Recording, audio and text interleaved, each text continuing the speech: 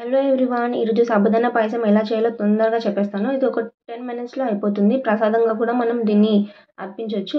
ముందుగా సాబుదానా కొన్ని తీసుకొని సైడ్‌కి నానబెట్టాలి ఒక 15 మినిట్స్. దాని తర్వాత ఒక బౌల్‌లో ఒక వాటర్‌తో పాటు ఈ సాబుదానా అనేది కాసేపు ఒక 10 మినిట్స్ దాకా బాయిల్ చేయాలి. అవి ట్రాన్స్‌పరెంట్ అయ్యేంత వరకు. తర్వాత కొద్ది కొద్దిగా పాలు యాడ్ చేస్తూ దాన్ని కలుపుతూ ఉండాలి. ఇక్కడ నేను షుగర్ యూజ్ చేశాను స్వీట్‌నెస్ కోసం. మీరు కావాలంటే బెల్లం కూడా యూజ్ చేసుకోవచ్చు.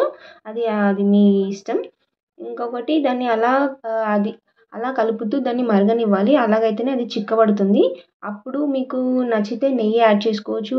అలాగే కావాల్సిన జీడిపప్పు, బాదం పప్పు అవి కూడా కొంచెం నెయ్యిలో వేయించి అవి కూడా యాడ్ చేసుకోవచ్చు. ఇక్కడ నేను అలా చేయలేదు. నాకు ఇష్టం లేదు కాబట్టి. సో, దాన్ని అలా మరగనివ్వాలి. అది కాస్త చిక్కబడేంత వరకు చేయాలి. తర్వాతనే దాన్ని మనం వేడి వేడిగా సర్వ్ చేసుకోవచ్చు. లేదు అనంటే ఫ్రిడ్జ్‌లో పెట్టి చల్లగా కూడా మీరు తినొచ్చు. అంతే. Thank you. Please do subscribe.